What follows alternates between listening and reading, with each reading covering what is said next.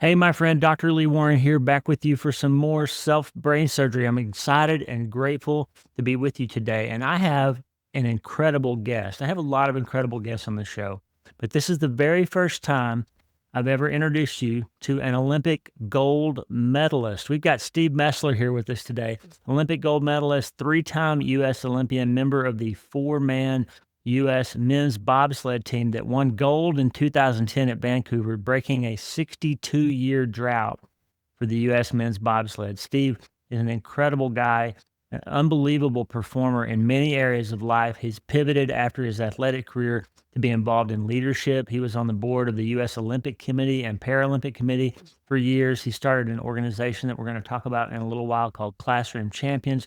He's an in-demand public speaker. He's even writing a book. Steve Mesler is a champion. He's going to help you get your head on straight about how to change and pivot when things get hard. We have an unbelievable conversation. I'm so grateful that Steve took the time to be with us today.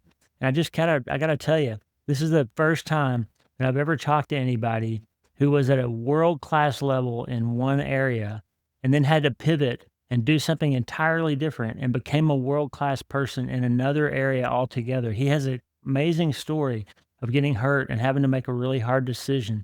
So even if you're not interested in bobsled, who wouldn't be interested in bobsled? But even if you're not a sports person or a person who watches the Olympics or you know much about bobsled, like a lot of Americans may not, Steve's story will help you if you've been through something hard. And I just want you to listen for those elements of how do you face yourself when you're up against the wall and you've got to pivot and you don't know what's going to come next. Steve's story gets into that kind of thing. It was a great talk. He's going to be back on the show another time in the future. He may be one of those guys that we talk to several times in the future because he's got so much to say about greatness, about passion, about overcoming difficulties. Had an incredible talk with Steve Mesler, U.S. gold medal bobsledder. And let's get after it.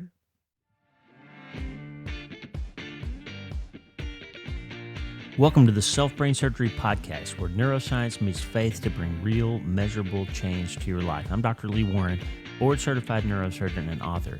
On this show, we explore cutting-edge brain science, mental resilience, and how faith and mindset work together to shape your health and your happiness. If you're ready to take control of your thoughts and rewire your brain for hope, you're in the right place. Real change isn't easy, but it's always worth it. Remember, you can't change your life until you change your mind. Let's get after it.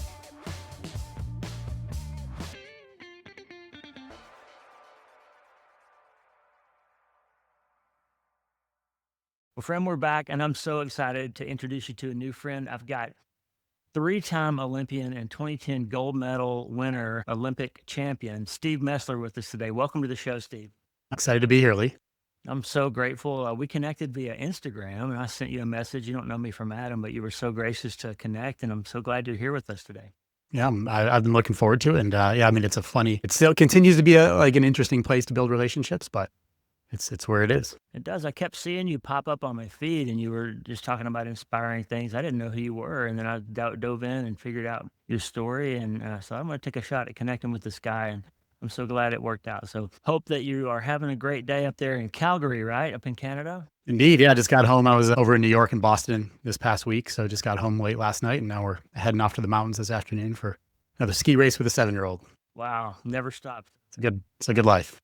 That's awesome. Well, give us, I've told the listeners already who you are, but give us the 30,000 foot overview of your life and what brought you to where you are today. Well, boy, born and raised in Buffalo, New York, was a track athlete growing up, went to a great, amazing honor school growing up there. So had parents that were teachers, and Buffalo's a very blue collar, third poorest city in the country. So that's what I knew growing up. And then got a scholarship, won the national championship in high school, got a scholarship to the University of Florida, and spent 4 years hurt there. Found my way into bobsled, which I'm sure we'll get into later, because how do you get into bobsled from Florida? Moved to Calgary after my first Olympic Games, and first Olympics was in 2002, moved to Calgary in 2003, and then retired and stayed in Calgary in 2010 after we won our gold medal at my third Olympics. And then went on to leadership development consulting and was building this kind of nonprofit called Classroom Champions on the side for a little while. Decided I wanted to actually go and grow something. Ran that for a decade, handed that off to a new amazing CEO just last year. And now I'm getting back into the executive coaching side of things, and have also spent 8 years on the board of directors for the U.S. Olympic Committee, and probably a handful of other things that we'll get into. It's been a pretty amazing, been an amazing journey for a kid from Buffalo. That is amazing. And I do want to unpack that story of how you were pursuing track and you were a world-class level athlete in track. And I heard you talk about this, how you kept getting hurt, and that led you to considering just getting out of sports altogether. But what happened that led you to go from that to becoming a bobsledder? That was a big jump. It's quite the jump. I was sitting on my couch in Gainesville, Florida. I was 2 days out of Tommy John elbow surgeries. It was, quite a major surgery to reconstruct that. And I was sitting on the couch, and I don't know whether it was all the wonderful drugs that they had me on and the painkillers, because I was in an awful lot of pain at that point. But I just started thinking like, well, I guess my sport career is over. I guess I peaked when I was 17 years old. I was national champion in high school, and then I went to Florida, which is the place you go to be successful. And I just got hurt for 4 years in a row after that. And as I sat on that couch and I kind of played back that, in the back of my head was a guy named Jerry Clayton, who had recruited me to University of Florida. And at one point in the middle of the 1998 Olympics, we're out on the track in the sun in February of 1998. And he was talking about a guy he had that went from track to bobsled named Rob Olson.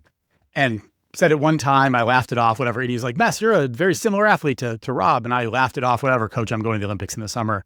Had never thought about it again until that day on the couch. And it was just this spark that said, well, maybe I could bobsled. And I literally emailed the Olympic Committee that day, found it. It blows kids' minds. Google wasn't really a thing back then. So found it on Yahoo. Yeah. Found the Olympic Committee address, emailed them, and said, I'm this big, this strong, this fast. Can I do this? I was once told I could do this. Can I do this? And I got an email back from a guy named Greg Sand at USA Bobsled. And I started training from there. Wow. And so what was it like when you first got there and joined up with those guys? Had a lot of the other bobsledders been in winter sports and doing that for a long time? Or were you the first guy that kind of made this big jump? No, there was almost everybody was like throwaway track athletes and football players. It was guys who couldn't quite, I couldn't stay healthy long jumping. As football players, maybe they couldn't run a route. They had the athletic ability that they could have gone and crushed at the combine, but they just couldn't do it in that chosen sport. So my Olympic gold medal teammates were a guy that played football in Nebraska, that guy that played football at Air Force, and then a guy that was a ski racer when he was younger. So the driver, so he really knew lines and going fast downhill and could find those pressure points. But when I got there, man, I was 183 pounds as a decathlete at Florida. As a bobsledder, I topped off around 215, 220. And I showed up, and man, these guys were just monsters. I remember pulling up to my first camp. They were training in Atlanta, Georgia. There was a group of athletes training in Atlanta, Georgia, including a guy named Brian Scheimer, who was like a 5-time Olympian and wound up winning an Olympic medal at the 2002 Olympics. And I pulled up, and no word of a lie, as I pulled my car in, they were having a barbecue on a Sunday night ahead of training, and a centaur walked by, like a man body and a man torso and a horse body walked by. And I literally almost pulled my car back in reverse and drove the 5 hours back to Gainesville. Because I said, if that's the guy that I'm competing against, forget about it. Wow. And I got out of the car and I went, and it turned out I was faster than these guys. And I was strong enough. And then that's how I got into it. I had the same experience when we went to Chula Vista. There's a beautiful U.S. Olympic Training Center outside of San Diego. And I had the same experience. I pulled up and just saw these monsters. I just wasn't one of those guys yet. And I just had to believe that I could do it. Wow. So you say believe that our show, is about neuroscience, and how neuroscience and faith help you get through hard things. And just so you know, like a lot of the listeners here are people who have lost a child or have had a spouse die of cancer, something hard that they've been through. That's what gets them to this podcast. So a lot of the listeners are going to be trying to find elements in your story of times when it seemed impossible, times when it felt like you couldn't go on, that sort of thing. So unpack for a minute, like how do you work through that moment when you want to get back in the car, but you don't? Like what makes you different from the person who does get back in the car and drives away? Yeah. Who never knows that they could have made the team. No, it's a great question. That's a great way to look at it. And I think what made me know that at that point was a decision I made on the couch in Gainesville that day, which was I had gone, when you're at University of Florida, you have an entire support team around you, and their only job is to make you better. And I spent 4 years being hurt, and I made all conference one time. But in general, my collegiate career could be considered a failure. And when I was sitting on that couch, what the audacity that I had, that 22-year-old kid had when I look back on him now at 46, the audacity he had to think that even after 4, actually it was 5 years, because I hurt myself in high school as well, 5 years in a row of not finishing a season healthy, that I could go and compete against men who were putting off, sacrificing for their families to go live this Olympic dream. The audacity I had to be able to do that, I had to figure out how to do some things different. So I think the first phase of that is just self-awareness and situational awareness is what are the things that I'm doing that are holding me back and what are the things that I might want to try differently? And honestly, I was doing most things right in college. I was training hard. I found some shortcuts for sure. There were some shortcuts for sure. The coach that I had my last couple of years didn't get along with him and I didn't really believe in him very well. And if you don't believe in the plan that you have, if you don't have faith in the plan that you have, you should find a different plan. So for me, I needed to find a different plan. And I literally just told myself I wasn't going to get hurt anymore on that day. And I certainly didn't actually believe myself, but I just said, the definition of insanity is doing the same thing, expecting different results. So I'm just not going to get hurt anymore. And with that came, I love one of my favorite books, Good to Great. Yeah. Jim Collins. So he's got this thing called the Stockdale paradox in there. And Admiral Stockdale was captured in Vietnam and was held for, one of the longest captivities there. And when he got out, somebody asked him, how did you make it? And so many guys died. So many people died there. How did you make it? And he said, well, you have to have the faith that you can and will succeed while also being able to look at your current circumstances and understand what's going on, to paraphrase it. And that was what that 22-year-old kid on the couch was doing at that moment. And the decision not to get hurt had a whole bunch of different things that I had to do at that point. But it came down to it probably about 5 weeks later. I was out on the track at Florida and I was starting to sprint. I was doing a sprint workout. It was 7 o'clock at night. At this point, I was student teaching. I was personal training. I was coaching. I was doing all kinds of things because my track career was done at that point. And I was on the track at 7 o'clock at night. And I remember vividly, still to this day, I remember sprinting and feeling my hamstring. And when you're a high performance athlete, you're taught as soon as you feel something, you shut it down, you go to the trainers and you get it worked on. Because it's like your car. If you hear a little dink, if you don't do something about it, it's going to turn into a thud of your engine, eventually. And you get taught that. So at that moment, I felt a hamstring. I turned my shoulder to the right and started walking towards the training room, except for it was 7 o'clock. I wasn't on the team anymore and no one was there. And I said I wasn't going to get hurt anymore. So I had to test that theory. And I went back and I sprinted and I sprinted and I sprinted and I didn't hurt myself. And I think for me, it was making a decision and having conviction in that decision and then pushing forward. And that moment and those moments of my life have really blossomed into, I could tell you a dozen other times in my life that wound up happening, that I wound up having faith. I'm not a religious person, but I'm a big believer in faith. And I think that's ultimately what, carried me through to get into that car that day and then get out and then see those folks and go, well, okay, but there's still a chance. And then I kept going in that way. That's right. I think sometimes what happens is we are afraid we're going to get hurt physically, emotionally, whatever. And that fear of being hurt keeps us from pressing through. So what you did was press through anyway. What's the worst that can happen if you get hurt again? What's the best that could happen? I can make the Olympic team. You got it. And you can hear people say that and you'll hear me say it. And I'm sure you've had other guests say it and I'll have other stories or tell like that. But it's really hard to believe that you can do that until you start to do it. I'm not a big fan of people say, well, you just have to believe in yourself. When you have no information that tells you should believe in yourself, how can you believe in yourself? Therefore, believing in yourself can't be the first step. You can't wait until you believe in yourself to go and do things because that's just your logical. If you're a logical person, nothing told me I should have been able to go and be successful, especially in a sport that is way harder on the body than track was. I mean, you're out there, you're warming up in minus 10, minus 20 degrees. You're traveling Europe. You're your own pit crew. You're doing your body's getting tossed around in G-forces versus warming up on grass at in Gainesville, Florida. Yeah. So there's this mental component of not having evidence that you can do something, but believing enough in the process that you can train for it. You can build yourself up. You've got the innate skills and talent to be able to do it, and you do it anyway. I love that. And you're right. Like, we don't always have to have evidence. That's sort of what the definition of faith is, by the way. You take a step, even when you don't know it's going to hold you up. Yeah. Well, I was going to say, we said it. I said it at the press conference in 2010 at the Olympic Games, where the Americans hadn't won the Olympics in 62 years in four-man bobsled. And four-man bobsled is thanks to Cool Running, people know what 4-man bobsled is. The press knew, they'd interacted with me enough. They knew they'd just get an honest answer. I wasn't gonna say anything but an honest answer. And they asked about the 62-year drought.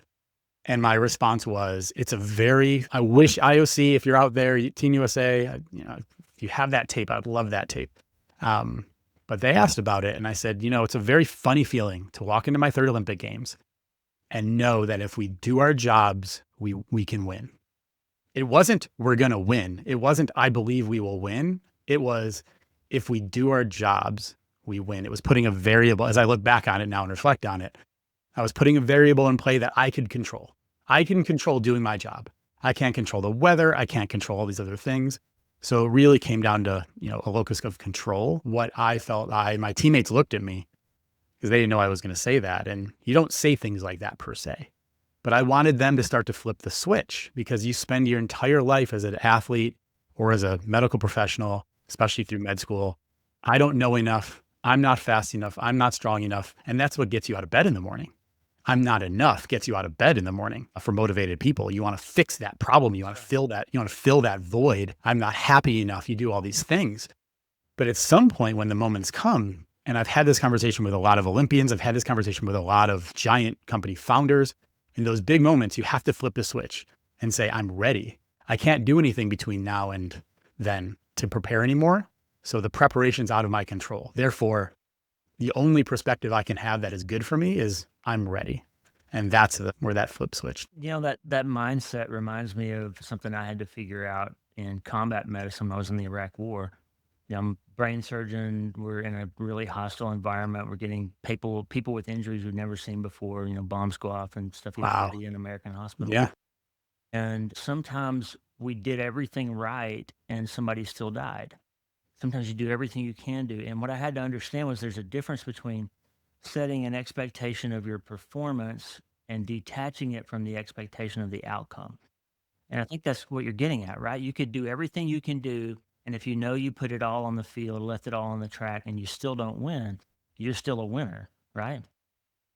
Absolutely. I mean, what years? I'd love to come back to the question. My answer is yes. Yeah, I was in Iraq in What years? 2005. Yeah. 2005. Where were you? In Balad Air Base, which was at the time the most attacked base on the country of Iraq. We got mortared 100 times in 100 days. Wow. A tent hospital, and I did 200 brain surgeries in a tent hospital. Brain surgeries in a tent hospital. Yeah. What was that like? It was crazy. That's what my first book was about. I'll send you a copy, but I love it. It was basically this constant learning new things. We didn't have the resources we were used to. We could run out of blood. In fact, many times they would call overhead, hey, we need B positive blood. And somebody would roll their sleeve up and go donate their blood to give it to the terrorist we were trying to save. It was crazy stuff like that. Yeah. That you never knew you were going to see. And then running out of instruments and just resource management and things like that. But the biggest lesson was you don't know what you can do when you're treating something you've never treated before. And so your best effort has to be enough, even if you can't save somebody. Oh, do you look back on that and just see it as one of the best learning times of your life? Absolutely changed my life and made me a better surgeon, made me a better husband and father. And yeah, made everything different for me. Hard stuff, man. Hard stuff does it. Yeah. Look, you're interviewing me. It's the thing that eventually you realize. Eventually you realize that the hard stuff is the gift. That's the gift. Like, that's the thing. I can look back, whether it's that day on the couch in Florida, whether it's whether it's coming off of the Olympics and then burying team. I've competed in the Olympics with 6 guys. I've had to bury 2 of them.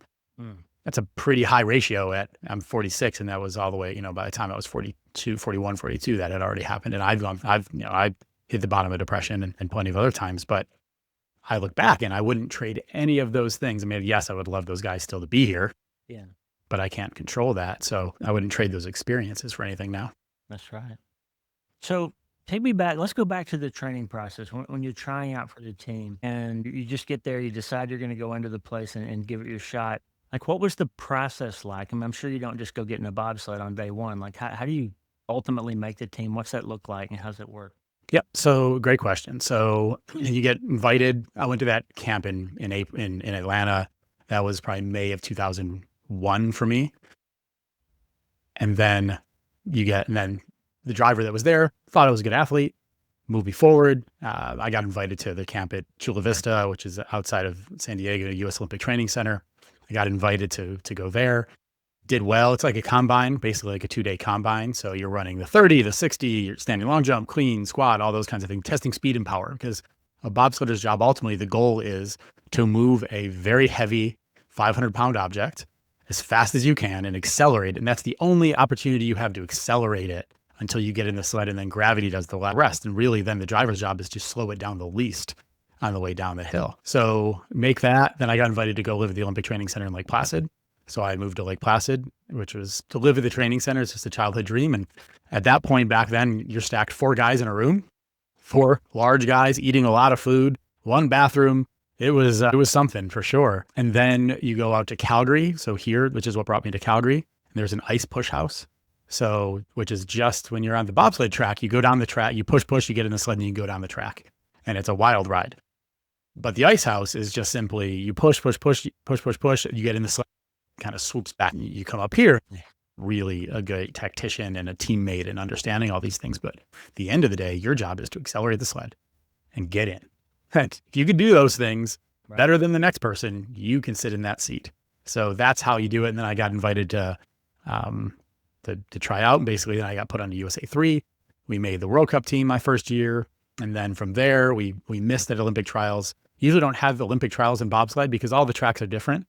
But we were hosting the Olympics that year in 2002 in Salt Lake City. So we could actually have a race on our home track. And we lost that race. We did not qualify for the Olympics. I went to Lake Placid to learn how to drive. And then I got a phone call saying that I was pulled onto the team because somebody had tested positive for performance enhancing drugs. And it turned out that it was actually a contaminated supplement. Because if you remember those early mid 2000s, you're seeing a lot of that happening. And it was because you had a company that was, producing something that was fine on the market, but not from an Olympic standpoint. Right. And then they would clear that vat and then they would clean it haphazardly and then they'd throw their protein in and there'd be tiny little molecules of anabolic substances, and that would get into the protein, and they went and tested a dozen different of those bottles and that was what was there. But at the time, it doesn't matter. It didn't matter. There was a little more forgiving today. So that's the process. It was fascinating to go through. That's amazing. I think about, like, how do you become a bobsledder? How do you become a brain surgeon or whatever it is? Like there's this reverse engineering process. Once you set your mind on something you want to do, then you have to look at all the waypoints. And so how do you get here? Well, to do that, you got to be the best at this step here. Well, how do you do that? Well, you got to be the best at this step back here. And you can reverse engineer it to where you are now and build up this ramp that's going to be able to get you there. So that's a fascinating experience. And I heard you talk about too. So you get to the Olympics.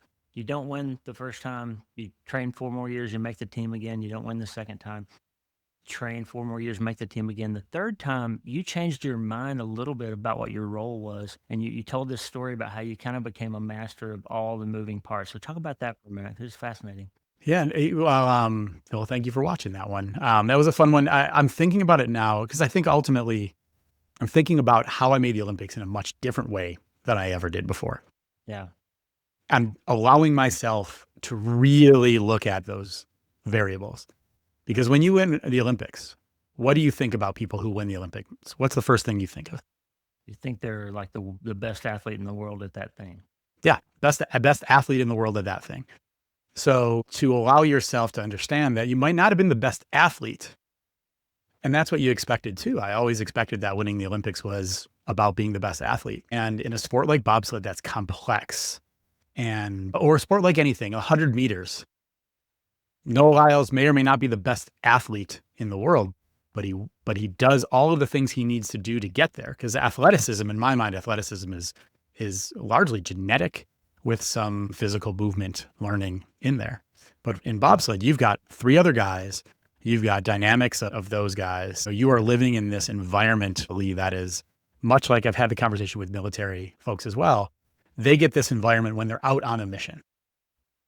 And the environment that I lived in for a long period of time, and I was able to change myself into like both appreciating that environment, but also cultivating that environment, which was Myself and the 3 other guys on the team, all of us had the same goal. I'm a giant fan of like, understand where you want to go, understand your North Star. If you're in a bad place right now, you won't know if you're out of that if you don't know where you're going. Right. I want to feel better. Okay, describe that. What do you want that to be like? Same thing. But in this case, it's sport. It's really specific. We wanted to win the Olympic Games. That goal was shared by myself and the other 3 guys in the team, as well as the coaching staff. So you're surrounded by people who have the same exact goal, and there's no other secondary, tertiary goals that interfere with that at all. No one's worried about their next job. No one's worried about their title. No one's worried about their pay bump. No one's worried about their bonus. No one's worried about their mortgage. We were all effectively single. No one has kids. So when you're in the military and you come back from a mission, you go back to base, what do? You call home and you're still dealing with bills and you're still dealing with other things. Right. We never dealt with that. So what does that mean? That means that you have to be able to, that could either drive you nuts or you can lean into it. So we got to lean into it, and I got to create this environment on this team where I was the person who was irreplaceable amongst the team, to the point where, and a part of the story that I didn't tell was I got hurt real bad in September of 2009 at our testing camp. Wow. I was sprinting as fast as I possibly could and was, blowing out all the records that we had. And then I hurt my adductor, which is, for those listening at home, it's like the inside of your thigh, inside of your upper thigh, basically. And I hurt my adductor real bad. I'm a bit bow-legged. Lee, to give you the medical, I'm a bit bow-legged, which means that my legs are always coming outside, which means that I'm always having to pull my inside of my legs, always having to pull my leg center. So it's always a little bit strained and tight. So it was always, and I was having to work the IT bands and loosen that the entire time. And I hurt it real bad, but at no point did I feel like my job was in jeopardy, because it's Olympic year. Yeah. And you're hurt going in there. Like, that is a problem. But at that point, our team had bonded so well, and we won world championships by about a second the year before in Lake Placid, which was the biggest margin victory in a long time. So we were all comfortable, we were all secure, and it was just such an amazing environment, an amazing team to be able to be a part of, and then to have been so thorough in my understanding, because in 2006 we didn't have that kind of team. In 2006 we had a team that had one leader who was an Olympic medalist from 2002, who was not necessarily a big team guy. When you're warming up at the Olympic Games, you need that camaraderie to lessen that pit in your stomach. And I'll tell you, folks listening, that pit in your stomach, whether you're competing in high school sports or that pit in your stomach walking to a big giant meeting, it's really not that different at the Olympic Games. It's really not. And we weren't able to handle that. But by 2010, I had helped that team be so cohesive together that when we warmed up, we would look at each other and do different things, and that would just make that not go away. So when we walked to the line, we were ready to go. So let's go forward then to the day you win, right? 2010, you win the gold medal. What happens? So first of all, what's that feel like? I mean, if it's possible to explain that to a non-Olympic athlete, like what's it feel like to win a gold medal in the Olympics? Remember the day your first child was born? Yeah. Not to say anything about the second or third or other children, but remember the day your first child was born? Feels like that. Wow. And the feeling is like that. The difference is, it wasn't because of something that you did 9 months ago. It was because of something you did every single day for the better part of your life. Wow. Every single day growing up, from about 14 or so onwards, all the way until the day we won, anytime I saw a clock that read 11:11, 1:11, 2:22, I wished on winning the Olympics. Like I just did. Wow.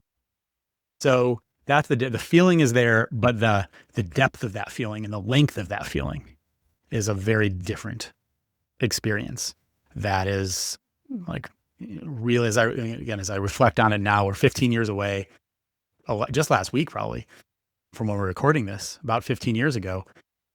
It's still a bit difficult to put in words, but now that I've had children, that's about the closest I can get to it. Wow. That's fascinating.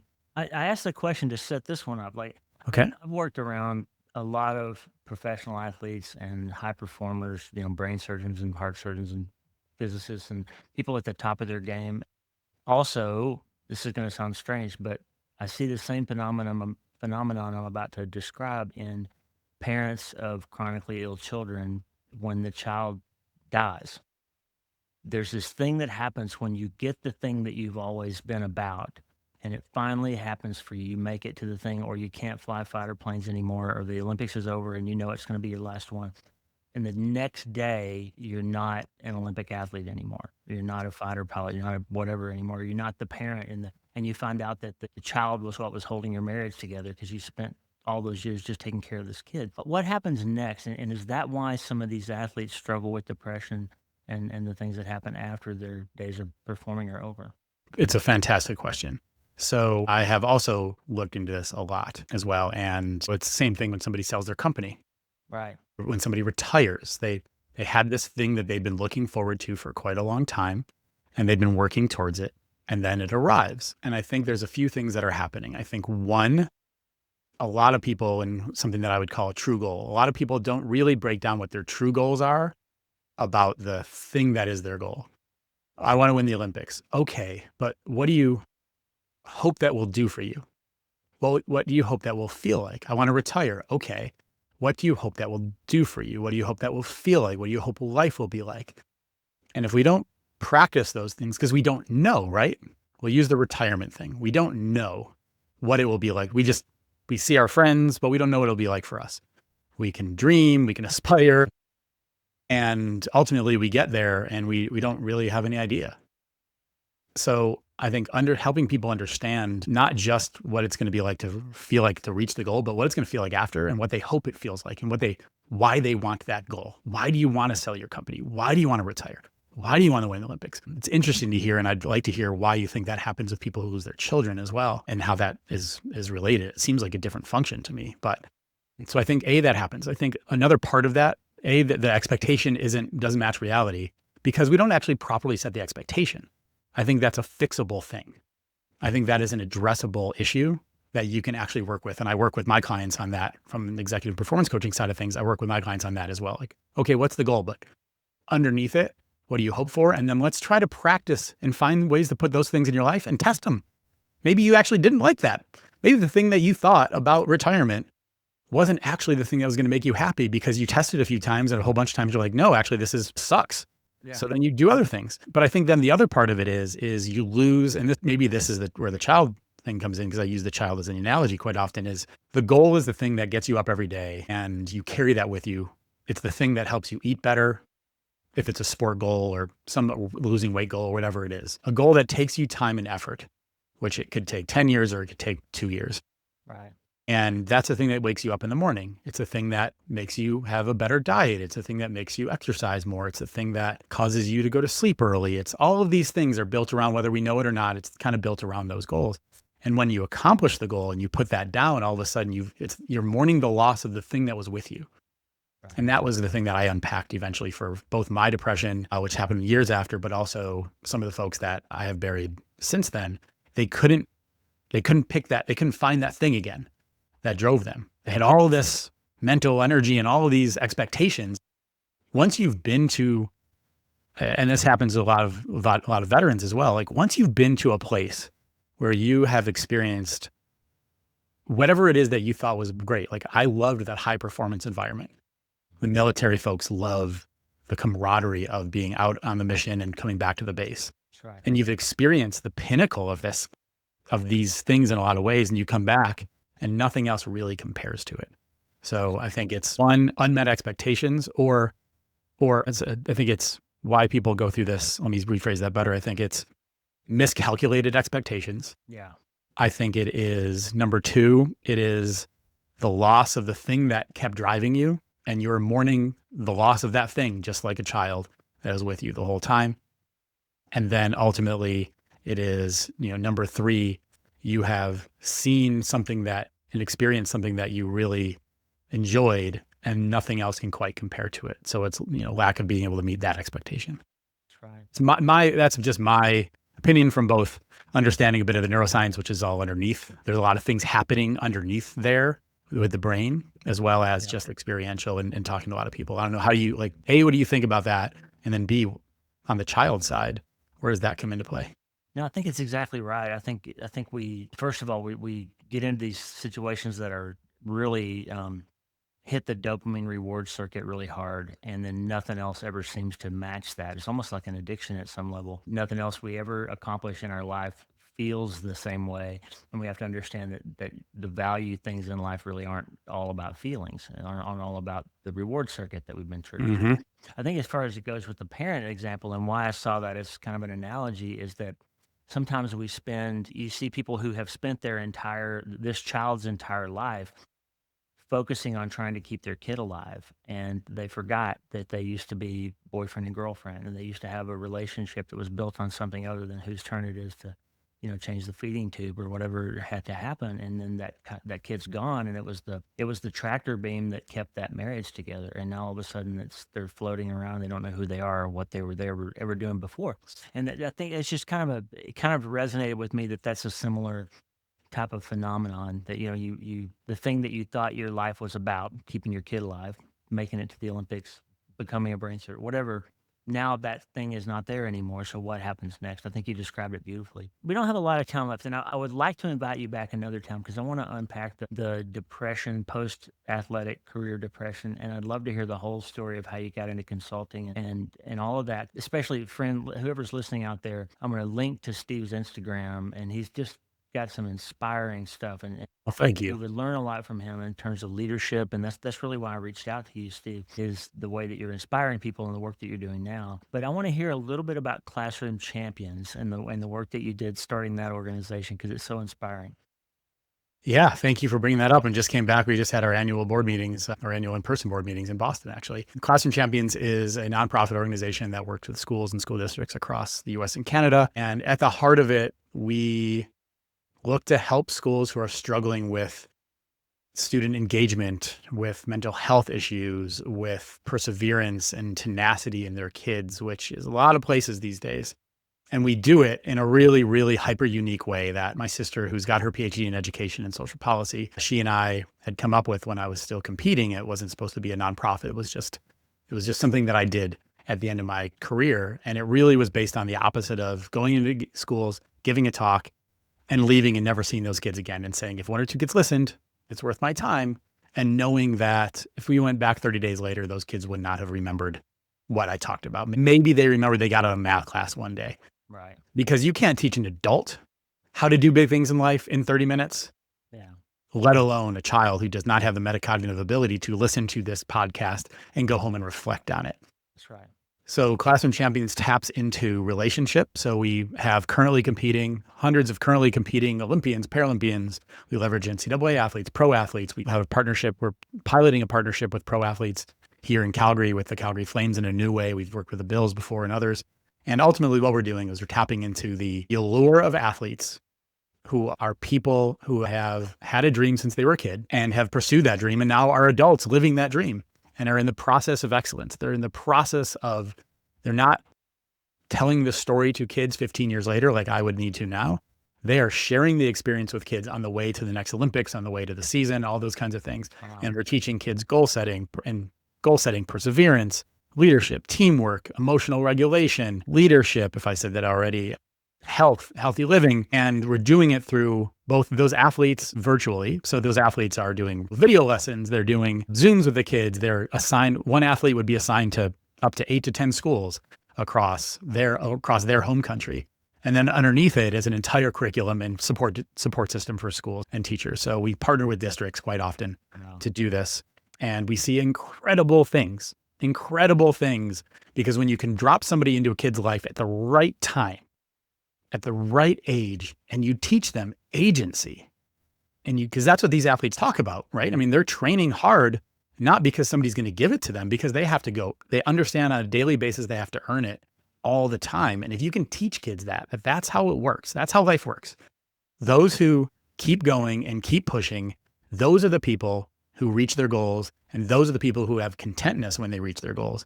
If you keep going and keep going. And the athletes are being the role models for that.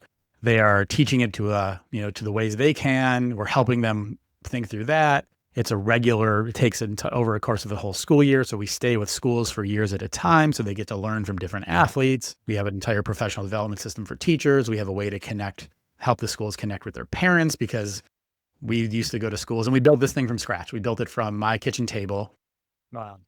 to now now it's quite a large organization reaching, this year, I think the programs we have will reach about 400,000 kids Wow. across the continent. And the goal is 1 million. So we've got a great new CEO. Seth Rosenzweig is just an amazing guy out of Boston now. And we're across every single province in Canada and every state in the US. Wow. Is that something somebody can donate to if they're interested in? Absolutely. They can go to classroomchampions.org, and they can learn more about it, and they can look at it for their kids' school. They can sponsor it. They can donate to it. They can bring it into their community. We work with partners and donors who say, I think the kids in my community, I've seen the issues. These are the issues I'm seeing. And actually, I think a really interesting thing, especially for this podcast, would be over the pandemic, some school districts started doing research on mental health. And we never thought of ourselves as a mental health organization. We were a like life skills, character development kind of program in that way. And, that teachers could infuse into their regular day, and it could help with math and can help with other subjects. Right. But some schools over the pandemic started doing some mental health research on it. And all of a sudden they started seeing, a school district out of Florida started seeing incredible results, like moving kids from tier 3, which is like the bottom, that's like a bad place, the bottom place. Moving kids from tier 3 to tier 2, tier 2 to tier 1 at like 3 to 4x what the other programs were doing that they had. Wow. And my team was excited, and right away I said, yeah, but why? Why is this happening? And it turns out, and I use this research all the time, both for adults now as well, because it is adult-based research. They did an 18-year longitudinal study that landed in 2019. So it kind of didn't really get the traction. Then the pandemic happened, and then everything got forgotten. Right. Adults who are high in 3 areas have materially less anxiety and depression. And those 3 skill areas are goal persistence. They set and then they follow and then they persevere to try to accomplish things. Whatever those things are, it could be losing weight, it could be trying to go to the gym, it could be eating better, it could be for work, whatever it is. So goal persistence. The second one is self-mastery. So individuals who have a good idea of how they're feeling, understanding what this feeling is that I have, and then how I can do something about it. And then the last one is positive reappraisal. So people who something bad happens and they just have learned, I don't like to say they have a tendency, they have learned, because it's something you can learn to do. Yeah. They've learned to find the positive. Those 3 things. So when I'm talking to people about mental health, what are actionable things you can do? There's all these things that take a long time. But if you can start to add those 3 things in, you take a clinical psychologist, and the first thing they do is trying to get somebody just to make their bed. They're trying to go to the simplest, easy, square their pillow, even. They're trying to get to the simplest thing, set a goal and do it. And then try to, uplift from there. But thank you for asking about it. It's obviously a thing that I love to talk about. Yeah, I'm fascinated by it. And I think that some of the listeners here will be interested in learning more. So I wanted you to unpack it. And I think there's a whole podcast in that mental health side of performance too that we could talk about. There's a lot there. Yeah. So I'm glad I sent that message. I was right that this will be a fascinating conversation. And if somebody wants to know more about Steve Mesler, where should they go? Yeah, they can, thank you. They can go to stevemesler.net, MESLER, stevemesler.net. I work with, I'm really enjoying, I replaced myself at Classroom Champions, and last spring took the summer and wrote the book proposal and did those things. And now I'm really, really enjoying leaning back into working with people who want to get big things done, whether they are in the executive world or doing other things, as well as now I'm back out doing a lot of speaking and enjoying it in a way that when I was an athlete or post-sport, felt like I was just kind of talking about sports. Yeah. And now that I've sat in the CEO seat, now that I've, I sat in another area that we won't have time to cover, was sitting in the board of directors room for the U.S. Olympic and Paralympic Committee from 2015 to 2023. So we're talking about Larry Nassar time. You're talking about state-sponsored doping at Russia and Russia and all those things. So now I've had those experiences. It's a joy now to work with people and help them think through the challenges that they're having, as well as how do you keep yourself focused. Steve Mesler, you're inspiring. I'm so proud of the things that you've accomplished, and grateful to know you and call you friend. I invite you back to the show another time in the future. And thank you so much for your time today. Well, yeah, I love what you're doing. And I love taking the neuroscience side of things and combining that on the faith side of things is I think what the world needs right now. So thank you, sir. And thanks for reaching out, and looking forward to another conversation. Thank you so much. What a great talk. So inspiring to hear Steve's story. And I can't wait to bring him back on the show another time in the future. And we'll get into more about classroom champions and more about leadership and all the other things that happen after you've reached the pinnacle of your life, what happens next. And he's got a great story about that, dealing with depression and all kinds of things that came next. So we look forward to talking to Steve again. Listen, check out Steve's Instagram, steve.mesler on Instagram and at Steve Mesler on X. He's got some really inspiring content there, as we talked about in the episode. And I'll put all the links to Steve's contact in the show notes. Check him out. You can learn a lot more from Steve Mesler than you even learned today. Listen, friend, make sure you subscribe to my newsletter, drleewarren.substack.com. Every Sunday since 2014, we've helped you change your mind and change your life with my best prescriptions for how neuroscience and faith work together when you're going through something hard, when you're trying to get unstuck, when you're trying to figure out how you can break through to a higher performance level. This information that I give you every week on the Self-Brain Surgery Letter will help. And as for the podcast, make sure you subscribe to the podcast wherever you listen. We don't want you to miss an episode. We want to make sure you get notified when new episodes are available every Monday. So please subscribe and leave a review or a rating if you would. That helps other people find out about the show. Listen, friend, Steve Mesler has an inspiring story, but you're living an inspiring story too. But you can't change your life until you change your mind. And the good news is you can start today. Thank you so much for being with us today. I'm Dr. Lee Warren, your host, and this has been another episode of the Self-Brain Surgery Podcast, where we smash neuroscience and faith together to radically transform our lives. Please be sure and subscribe to the podcast wherever you listen, share it with a friend, and make sure you sign up for my newsletter, drleewarren.substack.com, drleewarren.substack.com. Every Sunday since 2014, I've been bringing you my best prescriptions for how you can change your mind and change your life. The power of faith and neuroscience working together. Listen, friend, you can't change your life until you change your mind. And the good news is you can start today. I'm Dr. Lee Warren. We'll see you next time. God bless you.